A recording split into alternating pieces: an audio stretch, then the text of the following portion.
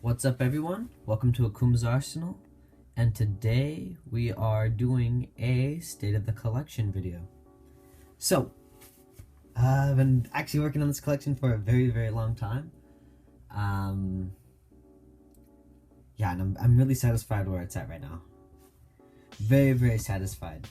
So, we'll start off with the Seikos. First off, we have the lovely Seiko SN-DC81, which actually the chronograph is running. I forgot to turn it off.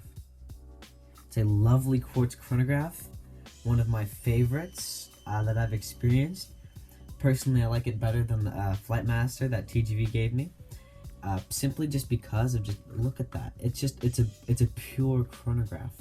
It embodies that that essence of just a pure chronograph watch. I love it. It's definitely a keeper in my collection. By far the most accurate piece in my collection. It is my little baby, and I think it's probably my favorite watch out of all of mine, honestly. Shh, don't tell the other guys. Next we have something very, very different. My little gold Longines.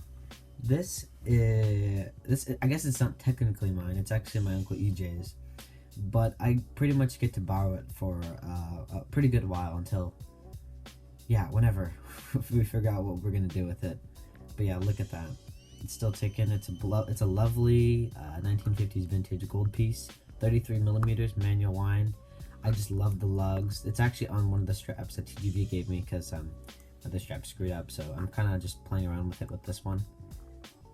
Yeah, actually, the little Timex, a lot of these vintage watches that are really, really small. I mean, dude, just the Timex, the Longines, they have like a nice aura about them.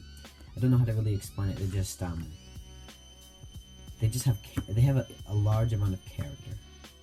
That's really just it. I could see some. I just got done watching a little documentary about what was it? Sit-ins in restaurants in Nashville, Tennessee, during the Civil Rights Movement, or one part of the Civil Rights Movement. But yeah, this watch is from even before that time. Very, very cool watch. What was going on in the 50s? The Cold War wasn't heavy during the 50s, which brings me to my next watch. My little Vostok. Oh, I love my Vostok so much, man. Dang, I love my Vostok. What can I say? It's a manual wind, and you know what? We'll just do the manual wind just because I haven't done a review of this guy yet. By the way, reviews of all these watches. As you can see, it's not in the best 100% kept condition in the world, but I don't care. I don't want it to be in the best condition. That watch is from the 70s, made in the Soviet Union. Like I said, manual wind. It has 0 meters water resistance. I actually made a video about how I got water in there, and I had to bring it to the watch shop. It came on this really, really beautiful leather band. It also had the I don't know how to really explain it, but a leather band that kind of fit within this. I don't know, maybe it's used for diving. I've also seen the same thing on pilots' watches, so I'm not exactly for sure.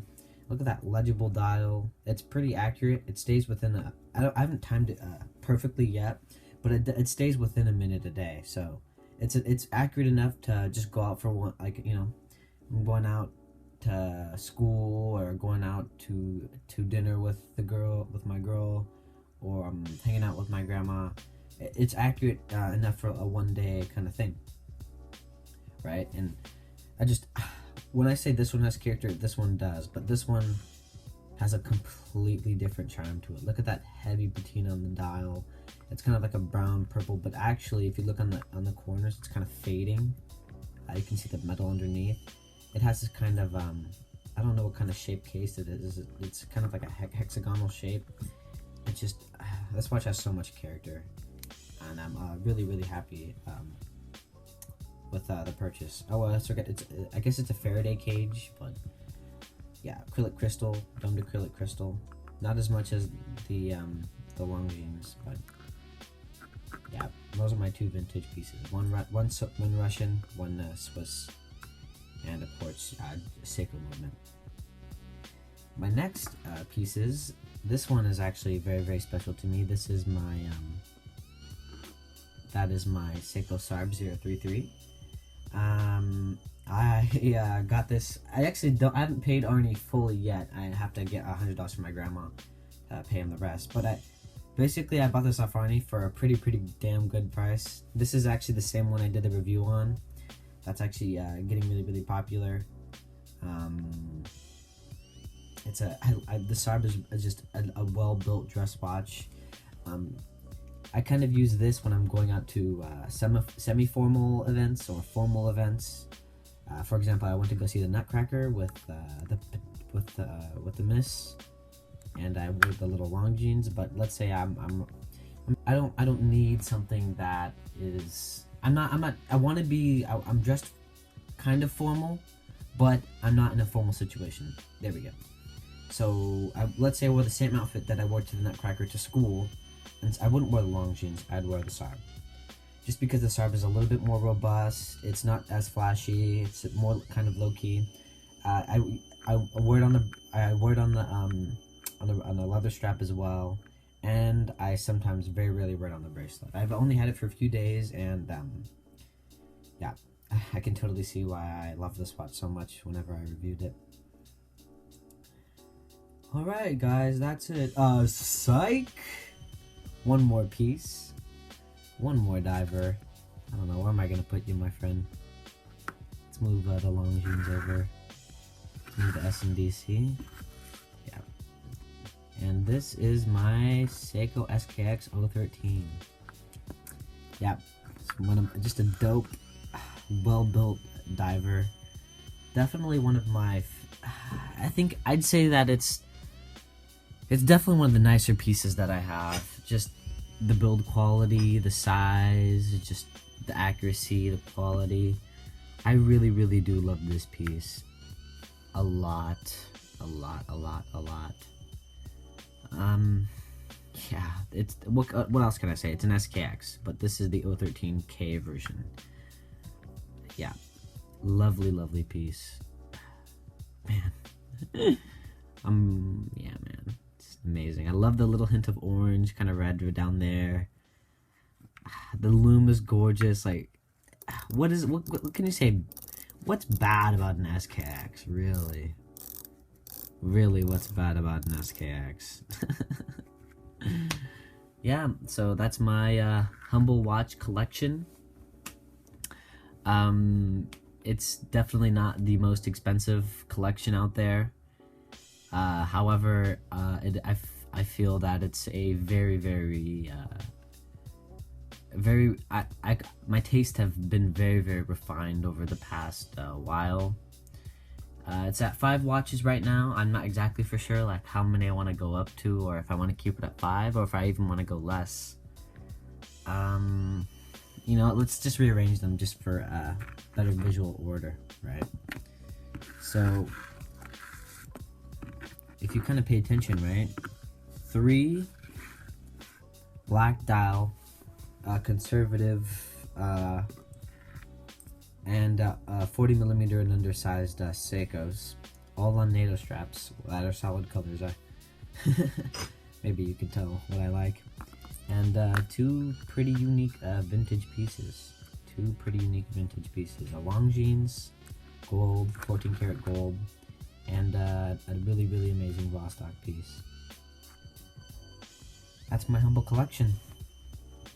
You know what? I don't like talking prices, but I'll just let you know how much I spent per dollar on this whole collection in total. And let's see, 2, 3, 9, 30, just under $600 for this whole collection. Yeah, just under $600. It really does prove that you don't need to spend that much. You don't need to be spending thousands and thousands and hundreds and people. You don't need to spend large amounts of money on a watch collection. Have it be dope, refined, something that makes you happy, something that you can wear for all different occasions, something that hits a lot of different boxes, something that you like and that I'm pretty sure other people will appreciate as well. Yeah, man, all it really takes to build a dope collection is not money. It's just keeping at it, keeping persistent, and finding out what's right for you.